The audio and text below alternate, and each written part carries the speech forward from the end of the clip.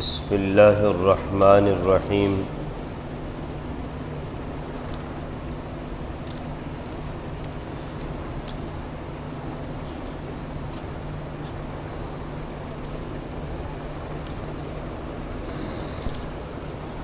کل نفس ذائقۃ الموت ونبلوکم بالشر والخیر فتنہ وَإِلَيْنَا تُرْجَعُونَ صدق اللہ العظیم۔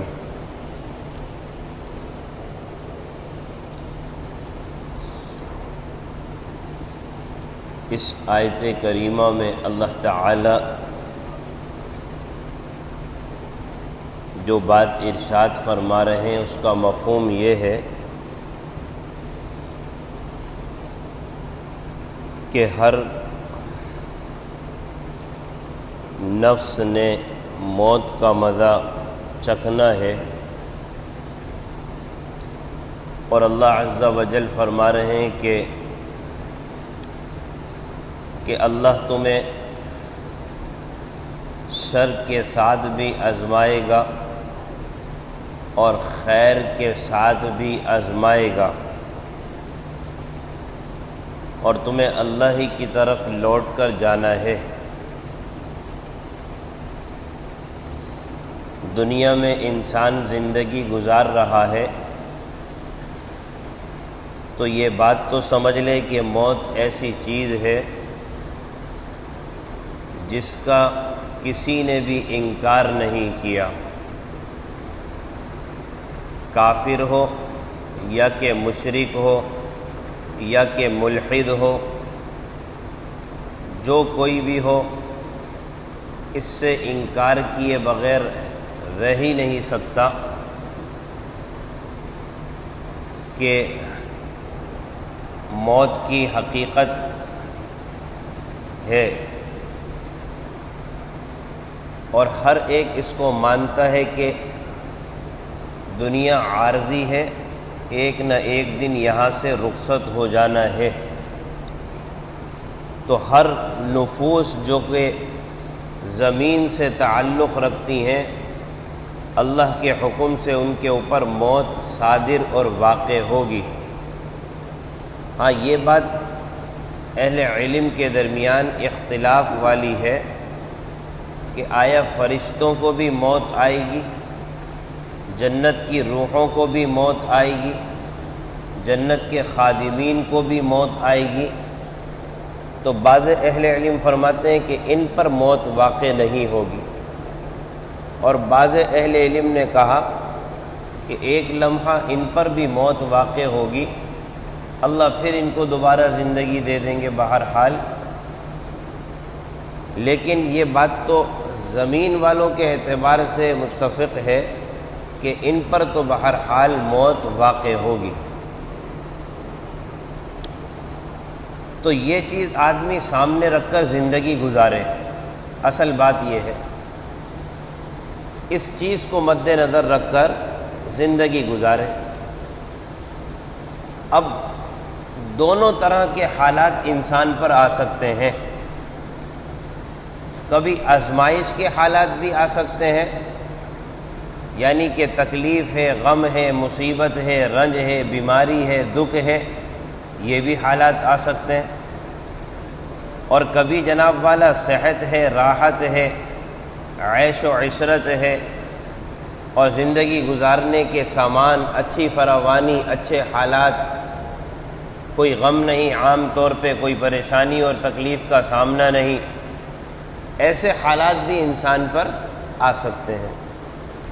دونوں طرح کے حالات انسان پر آ سکتے ہیں، لہذا ہر حال میں اللہ کا فرما بردار اور شکر گزار رہنے کا اہتمام کرے۔ اگر حالات آ رہے ہیں تو بھی سمجھ لے کہ عارضی ہے، اور اگر فراوانی ہے، مال و دولت ہے، راحت ہے، تو بھی سمجھ لے فراوانی، تو بھی سمجھ لے کہ فانی ہے، عارضی ہے، اس لیے کہ اللہ نے فرما دیا کہ ایک نہ ایک دن تو مرنا ہے۔ اگر دکھ درد غم بیماری کی زندگی مل رہی ہے تو بھی بہرحال لوٹ کر اللہ کی طرف جانا ہے. ہمیشہ بیمار نہیں رہو گے، ہمیشہ غمزدہ نہیں رہو گے، ہمیشہ تکلیف میں نہیں رہو گے، ہمیشہ پریشانی میں نہیں رہو گے. اور اچھے حالات آ رہے ہیں تو بھی یاد رکھو کہ ہمیشہ یہ حالات دنیا کے اعتبار سے تمہارے ساتھ وابستہ نہیں رہیں گے. ایک نہ ایک دن یہ ختم ہو جائیں گے اور تم بھی ختم ہو کے اللہ کی طرف لوٹ کر چلے جاؤ گے. اس لیے کہ اللہ نے پہلے کہہ دیا ہر ذی روح کو موت کا مزہ چکھنا ہے. اب جب دونوں حالات انسان پر آ رہے ہیں اور بہرحال موت کا مزہ انسان کو چکھنا ہے تو انسان زندگی کیسے گزارے؟ زندگی کیسے گزارے، کیا کرے؟ آنے تو دونوں ہیں. اللہ نے قرآن میں ارشاد فرما دیا ہم تمہیں آزمائیں گے، ہم تمہاری جانچ کریں گے، پڑتال کریں گے، تمہارے اوپر حالات اور تکالیف دے کر بھی تمہیں جانچیں گے اور تمہارے اوپر راحتوں کے دروازے کھول کر بھی تمہیں جانچیں گے. تو اب بندے کو کیا کرنا ہے؟ دونوں قسم کے حالات انسان پر آ رہے ہیں اور اللہ نے صاف اعلان کر دیا. تو پہلی بات تو یہ سمجھ لے کہ دنیا نام ہی اسی چیز کا ہے. دنیا نام ہی اسی چیز کا ہے. یہاں پر راحت بھی ہے، یہاں پر تکلیف بھی ہے، یہاں پر غم بھی ہے، مصیبت بھی ہے، پریشانی بھی ہے، یہاں پر آسائش بھی ہے، آسودگی بھی ہے، راحت بھی ہے، فراوانی بھی ہے. دنیا ان دونوں چیزوں کے مجموعے کا نام ہے.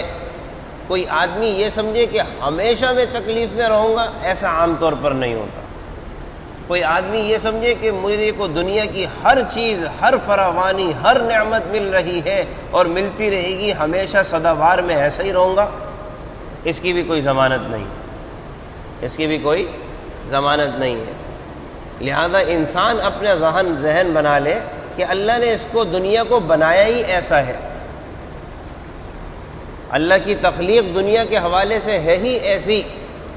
لہذا نہ تو آدمی غم اور مصیبت کے پیچھے پڑے اور نہ ہی راحت اور آسائش اور فراوانی کے پیچھے پڑے کہ کسی کے اوپر مصیبت آ گئی تو وہ مصیبت کے حوالے سے سمجھتا ہے کہ بس اب میں گیا، میرے لیے تو کوئی آسانی اور راحتیں ہو ہی نہیں سکتی.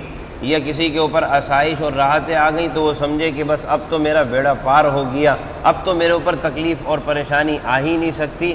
اللہ تعالیٰ نے دنیا کو ایسا بنایا نہیں. اللہ کا نظام دنیا کے حوالے سے ایسا نہیں ہے.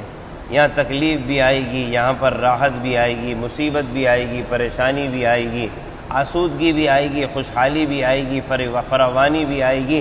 اللہ کا نظم دنیا کے اعتبار سے ایسا ہی ہے. اور جو آدمی چاہتا ہے کہ دنیا کے غم میرے اوپر سے ختم ہو جائے تو پھر وہ تو آخرت کا انتظار کرے، وہ تو آخرت کا انتظار کرے. لا خوف علیہم ولا هم یحزنون.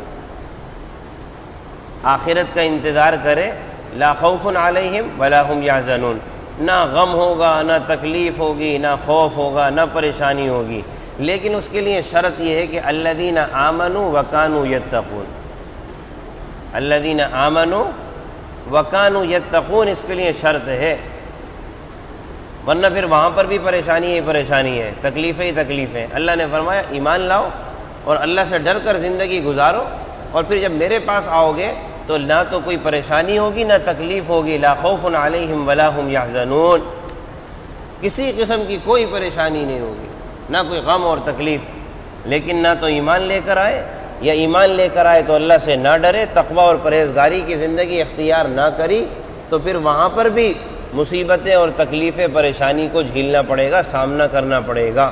لہذا دنیا کے اعتبار سے اگر کوئی چاہتا ہے کہ میرے اوپر ایسی زندگی طاری ہو جائے جہاں پر راحت ہی راحت ہو، آسائش ہی آسائش ہو، نہ کوئی تکلیف ہو، نہ کوئی پریشانی ہو، تو بھئی یہ تو آخرت سے متعلق اور وابستہ ہے. یہ تو آخرت ہی میں ملے گا سب کچھ. دنیا میں اس کے پیچھے مکمل بھاگتے رہنا اور سوچ کے یہ رکھنا کہ یہاں کوئی تکلیف اور مصیبت کا سامنا میرا نہ ہو، ایسی بات ممکن نہیں ہے. یہاں ہر قسم کی تکلیف کا سامنا بھی ہو سکتا ہے، ہر قسم کی راحت بھی مل سکتی ہے. اور جو آدمی یہ سوچ کر زندگی گزارتا ہے وہ ہمیشہ پیاسا ہی رہتا ہے، وہ ہمیشہ پیاسا ہی رہتا ہے. اس کی کبھی پیاس نہیں بجھتی کہ وہ یہ سمجھے کہ بس میرے لیے ایسا انتظام ہو جائے کہ بس کسی قسم کی کوئی پریشانی نہ ہو، کوئی تکلیف نہ ہو، ہمیشہ راحت ہی راحت کی زندگی گزارتا رہوں، ایسا نہیں ہے۔ وہ مشہور واقعہ حضرت خضر علیہ السلام کا کہ ایک آدمی، اور ہمارے ہاں مشہور یہی ہے کہ جس کی حضرت خضر سے ملاقات ہو جائے تو اللہ نے ان کو بہرحال مستجاب الدعوات بنایا ہے، لہذا اگر ان سے ملاقات ہو جائے تو ان سے تو بس جو چاہے دعا کے حوالے سے سوال کر لو۔ اب ایک آدمی کی اتفاق سے حضرت خضر سے ملاقات ہو گئی تو کہا کہ بھئی آپ خضر ہیں؟ کہا کہ ہاں۔ تو کہا کہ میرے لیے اللہ کی بارگاہ میں دعا کر دیں، اللہ میری دعا کو قبول فرما لے۔ کیا دعا کر دو؟ کہنے لگا کہ ایسی دعا کریں کہ دنیا کی زندگی میں نہ کوئی مصیبت، نہ کوئی پریشانی، نہ کوئی تکلیف، نہ کوئی غم، کچھ بھی مجھ پر نہیں آئے، اور ہمیشہ عیش و عشرت اور راحت کی زندگی مجھے مل جائے۔ حضرت نے فرمایا کہ بھئی یہ تو فطرت کے خلاف ہے، میں ایسی دعا کر ہی نہیں سکتا تمہارے لیے۔ تو کہنے لگا کہ کر دیں حضرت۔ حضرت نے فرمایا یہ دعا نہیں ہو سکتی، اتنی تمہیں گنجائش دیتا ہوں کہ کسی کو تم دیکھ لو، تمہاری نظر میں وہ اچھی زندگی گزار رہا ہے، تو میں اللہ سے یہ دعا کرتا ہوں یا اللہ اس کو یہ والی زندگی نصیب فرما دے جو فلاں آدمی گزار رہا ہے، جو فلاں آدمی زندگی گزار رہا ہے۔ تو چنانچہ کہنے لگا ٹھیک ہے، اور وہ نکل کھڑا ہوا، اور کسی کو میں ڈھونڈوں اور اس کو اپنے لیے ایک طرح کا ایسا شخص سمجھ لوں کہ جس کی زندگی میرے لیے نمونہ ہو۔ چنانچہ گھوم پھر کے ایک سنارے کے پاس پہنچا اور اس کی زندگی کو دیکھا، بڑے آسائش میں راحت میں زندگی گزار رہا ہے، بڑا سا گھر ہے، باغیچہ ہے، خدام ہے، جاؤ حشم ہے، آل اولاد ہے، بیوی بچے ہیں۔ چنانچہ اس کے پاس پہنچا، اور پہنچنے کے بعد اس کی زندگی کو دیکھا اور کہا کہ بھئی دیکھو میری ملاقات حضرت خضر سے ہوئی ہے، میں نے تو یہ دعا کی تھی، تو حضرت نے فرمایا کہ یہ دعا تو نہیں کر سکتا، تم اپنے لیے اپنی زندگی کے لیے کسی کو بطور نمونے کے دیکھ لو، بطور نمونے، آئیڈل جسے کہتے ہیں میرے خیال سے، بہرحال اس کو دیکھ لو تمہارے لیے وہ اگر ہے تو میں ایسے جیسے تمہارے لیے دعا کر دوں گا۔ چنانچہ میں اب حضرت خضر سے کہنا جانے والا ہوں کہ مجھے تمہاری جیسی زندگی مل جائے، تمہیں اتنے ناز و نعمت میں دیکھ رہا ہوں، راحت میں دیکھ رہا ہوں۔ تو اس نے اپنے کانوں پر ہاتھ رکھا اور کہا کہ اللہ کے لیے تم میری جیسی زندگی نہیں مانگنا، میں جتنی اضطراب، پریشانی اور تکلیف میں ہوں تم نہیں جانتے، یہ ظاہری حالات تو تم دیکھ رہے ہو، لیکن اندر سے جو میرے معاملات ہیں، میرے گھر کے حالات ہیں کہ مجھے اپنے گھر والوں پر بھروسہ نہیں ہے، یہاں تک کہ اپنی آل اولاد کے اعتبار سے میں مطمئن نہیں ہوں، اپنے گھر والوں کے اعتبار سے میری زندگی تو ایسی چل رہی ہے، اور یہ بات حقیقت پر مبنی ہے۔ بھلا جس کے گھر والوں کے اعتبار سے جسے اطمینان نہ ہو، آل اولاد کے اوپر اسے اعتماد نہ ہو کہ یہ کس کی اولاد ہے، اس کے گھر کی کیا جنت۔ یہ ظاہری اعتبار سے تو تم بہت کچھ دیکھ رہے ہو، لیکن جو میں اضطراب اور پریشانی کی زندگی گزار رہا ہوں تمہیں اندازہ نہیں ہو سکتا، لہذا میری جیسی زندگی کا سوال نہ کرنا۔ اس سے یہ بات بھی معلوم ہوئی آدمی کسی کے ظاہر کو دیکھ کر دھوکہ نہ کھائے، ہر آدمی کے اپنے اپنے اعتبار سے کچھ نہ کچھ پریشانیاں اس کے ساتھ وابستہ ہوتی ہیں۔ آدمی ظاہر کے اعتبار سے دھوکہ کھا جاتا ہے کہ یہ تو بہت راحت میں چل رہا ہے، اس کے پاس تو بڑی فراوانی ہے، اس کے پاس تو بہت عیش و عشرت ہے، اس کے تو بڑے اچھے حالات ہیں۔ ہر انسان کے اپنی لائن کے اعتبار سے، اپنے معاملے کے اعتبار سے کوئی نہ کوئی حالات اور پریشانیاں ہوتی ہیں۔ دانا کبھی اس کا انکار نہیں کرتے، دانا، اور ظاہر میں آدمی جب چلنے والا ہوتا ہے وہ ظاہر سے دھوکہ کھاتا رہتا ہے، اس کے پاس گاڑی ہے، اس کے پاس دولت ہے، اس کے پاس مال ہے، اس کے پاس فراوانی ہے، لیکن کبھی اس کے پاس بیٹھ کر اس کے حالات آدمی سننے کے لیے جب وقت لگاتا ہے تو رات بھی کم پڑ جاتی ہے، اور پھر سر پکڑ کے اٹھتا ہے کہ یار ہم تو کیا سمجھ رہے تھے، اندر سے کیا نکلا۔ اس کا بھی حال یہی تھا کہ وہ سنارا تھا اور اس کو دیکھ کے اس کو دھوکہ ہوا، اور جا کر سوال کیا کہ تمہاری جیسی زندگی چاہتا ہوں۔ اس نے کہا اللہ کے لیے کان پکڑتا ہوں، میری جیسی زندگی تم حضرت خضر سے نہیں مانگنا۔ چنانچہ اب آیا حضرت خضر کے پاس، حضرت ایک ہی آپ نے مجھے جناب والا موقع دیا تھا اور میں نے ایک کا انتخاب کیا تھا بطور نمونے کے، اس نے بھی کہا کہ بھائی میری جیسی زندگی نہ چاہو۔ تو حضرت نے فرمایا کہ دیکھو تمہارے لیے ایک دعا کر لیتا ہوں اللہ کی بارگاہ میں، وہ دعا ایسی ہے کہ بس وہ دعا تمہارے حق میں اگر قبول ہو گئی تو بس تمہیں دنیا اور آخرت کی بھلائیاں نصیب ہو گئی، اور اس دعا کا سوال بھی کرنا چاہیے۔ کہا کہ کیا؟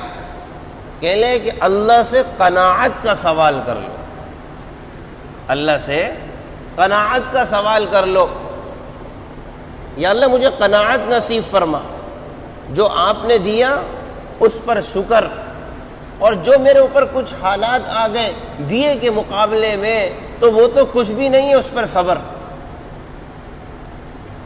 اس پر صبر۔ یا اللہ جتنا دیا بہت ہے، جتنا دیا بہت ہے، ورنہ نبی اکرم صلی اللہ علیہ وسلم نے فرمایا بنی آدم کا پیٹ نہیں بھرتا۔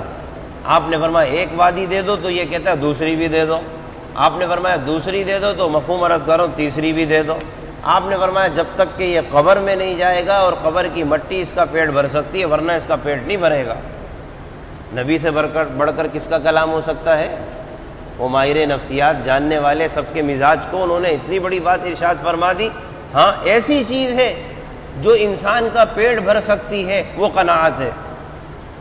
ایک ایسی چیز ہے جو انسان کا پیٹ بھر سکتی ہے، وہ قناعت ہے۔ یا اللہ جتنا دیا الحمدللہ، اور اگر کچھ کمی رہ گئی تو بہت دیا ہے، اس کے مقابلے میں تو یہ کچھ نہیں، جو کچھ رہ گیا اس پر صبر ہے۔ مومن تو کسی حال سے نعمت کی نسبت سے خالی نہیں ہے، اللہ دیتا ہے تو شکر ادا کرتا ہے، نہیں دیتا تو صبر ادا کرتا ہے، دونوں چیزیں قابل اجر ہیں۔ مومن تو کبھی گھاٹے میں آتا ہی نہیں ہے، مومن تو کبھی نفع سے خالی نہیں ہے کہ اللہ اس کو دے دے تو بھی یہ اللہ سے اجر لینے والا ہوتا ہے، اللہ اس کو نہ دے تو بھی یہ اللہ سے اجر لینے والا ہوتا ہے۔ کیا مطلب؟ ملنے پر شکر، نہ ملنے پر صبر، دونوں کے لیے اجر، اللہ کے ہاں دونوں کے لیے اجر۔ لہذا آدمی اس بات کو مد نظر رکھ کر زندگی گزارے کہ دنیا میں دونوں چیزیں ہیں، اگر اللہ تعالیٰ نے نعمتیں دے رکھی ہیں تو نعمتوں پر کیسے آدمی کو قناعت نصیب ہو جائے گی۔ آپ صلی اللہ علیہ وسلم نے فرمایا اپنے سے نیچے والوں کو دیکھو، اپنے سے نیچے والوں کو دیکھو۔ اللہ نے تمہارے کو اگر کوئی چیز دی ہے تو ایسے افراد کو دیکھو کہ وہ ان چیز سے محروم ہے، تو تمہیں اپنی دی ہوئی چیز کی جتنی اللہ نے دی ہے نا قدر و قیمت حاصل ہو جائے گی اور تم اللہ کا شکر ادا کرنا شروع کر دو گے۔ غالباً شیخ سعدی رحمۃ اللہ علیہ نے حکایت لکھی ہے کہ یا ان کا اپنا معاملہ ہے، کہنے لگے کہ ایک مرتبہ پتہ نہیں کہا کہ مسجد سے نکل رہا تھا، ایک چپل غائب ہو گئی، یا کہیں سے نکل رہا تھا، مسجد میں تو آج کل بہرحال یہ ہوتا ہے مسجد کے باہر یا مسجد میں، ایک چپل غائب ہو گئی۔ یہاں دونوں ہو جاتی ہیں، بہرحال ان کی ایک غائب ہوئی تو فرمانے لگے کہ میں نے ایک ہی پہن لی، اور دل ہی دل میں بہت عجیب سا ملال ہونے لگا کہ بھئی یہ کیا بات، ایک چپل اٹھا کر لے کے جانے کی کیا ضرورت پڑی تھی۔ اب ایک چپل کی کوئی نعمت اور قدر نظر ہی نہیں آ رہی۔ بہرحال چپل تو اپنی تھی، پاؤں ڈال لیا اور پہن کے چلتے بنے باہر نکلے تو دیکھا ایک آدمی کی دونوں چپل نہیں ہے، ایک آدمی ننگے پیر چل رہا ہے، تو اللہ تعالیٰ کا شکر ادا کرنے لگے، یا اللہ میرے پاس ایک چپل تو ہے، اگر یہ ایک چپل بھی نہ ہوتی اور کوئی کانٹے آ جاتے، کوئی تکلیف کی چیز آ جاتی تو دونوں پاؤں میرے زخمی ہو جاتے۔ اس کے لیے جیسے احتمال ہے جس کے پاس دونوں چپلیں نہیں ہیں، کم سے کم میرا ایک پاؤں تو محفوظ رہے گا۔ یا اللہ تیرا شکر ہے، یا اللہ تیرا شکر ہے کہ ایک چپل تو نصیب ہے۔ تو اپنے سے نیچے والوں کو آدمی دیکھے گا تو شکر ادا کرنے لگ جائے گا، اور اللہ تعالیٰ بہرحال فرما رہے کہ ہم تمہارے کو بھلائیاں اور اسی طرح سے راحتیں دیکھ کر بھی آزمائیں گے، اور اسی طرح سے مسائل اور پریشانیوں سے بھی آزمائیں گے۔ اب جب راحتیں مل رہی ہیں تو ان راحتوں کا حق ادا کرے، ان فراوانیوں کا حق ادا کرے، ان آسودگیوں کا حق ادا کرے۔ حق یہی ہے کہ اللہ کا شکر ادا کرے، ان چیزوں کے حق کے متعلق یہی ہے کہ اللہ کا شکر ادا کرے۔ اور شکر میں سب سے بڑی چیز یہ ہے کہ اللہ کو کبھی ناراض نہ کرے، کبھی نافرمانی نہ کرے۔ شکر کا مطلب محض یہ نہیں ہے کہ آدمی صرف الحمدللہ الحمدللہ کہتا رہے، نہ نماز کا، نہ روزے کا، نہ حج کا، نہ صوم کا، نہ صلات کا، بس الحمدللہ کہتے رہے، اس کا نام شکر نہیں ہے۔ جو آدمی ہمیشہ اللہ کو فرما برداری کی زندگی دے تو وہ ہمیشہ ذاکر ہے، وہ تو ہمیشہ اللہ کو یاد کرنے والا ہے۔ تو جو اللہ نے نعمت دی ہے اس نعمت کا حق ادا کرنا یہی ہے کہ اللہ کا شکر ادا کرنے لگ جائے، اللہ کی فرما برداری بجا لانے کا اہتمام کرنے لگ جائے۔ اور جہاں پر حالات آ رہے ہیں، مصیبتیں تکلیف آ رہی ہیں، ان کا حق کیا ہے؟ صبر کرنا شروع کر دے۔ مصیبتوں کا حق کیا ہے؟ تکلیفوں کا حق کیا ہے؟ پریشانیوں کا حق کیا ہے؟ رنج کا حق کیا ہے؟ غم کا حق کیا ہے؟ صبر اختیار کرے، اس میں شکر، اس میں صبر۔ اور اہل علم فرماتے ہیں کہ صبر آسان ہے، شکر مشکل ہے۔ صبر آسان ہے، شکر مشکل ہے۔ تکلیف آتی ہے، آدمی لے دے کے بولتا ہے کہ بس اب کیا کر سکتے ہیں، صبر پر آ جاتا ہے، یعنی کہ خاموشی اختیار کر لیتا ہے۔ حالات آئے، تکلیف آئی، غم آیا، رنج آیا تو بہرحال لے دے کے خاموش ہو کے بیٹھ جاتا ہے، اور نافرمانیاں بھی نہیں کرتا، اس لیے کہ نہ مال ہے نہ دولت ہے۔ تو فرماتے ہیں صبر کرنا آسان ہوتا ہے، لیکن ملی ہوئی نعمت کا حق ادا کرنا، شکر ادا کرنا یہ مشکل ہوتا ہے۔ اس میں آدمی بھیگ جاتا ہے، اس میں آدمی بھیگ جاتا ہے۔ مال ملا، دولت ملی، راحت ملی، فراوانی ملی، آسائش ملی اور ناز و نعمت کی زندگی ملی، اب اس کا حق کیا ہے؟ شکر ادا کرو۔ عام طور پر اس کا الٹ نظر آتا ہے، اب نماز کی بھی فرصت نہیں ہوتی، اب نماز کی بھی فرصت نہیں ہوتی، اب اللہ کو یاد کرنے کی بھی فرصت نہیں ہوتی۔ تو معلوم یہ ہوا کہ شکر جو حق ہے نعمتوں کا یہ مشکل ہے۔ عام طور پر آدمی اس میں بھٹکا ہوا نظر آتا ہے، مال ہے، دولت ہے، فراوانی ہے، تو نہ نماز ہے، نہ روزہ ہے، نہ حج ہے، نہ اللہ کو یاد کرنا ہے، آزاد بے شوق زندگی گزار رہا ہوتا ہے۔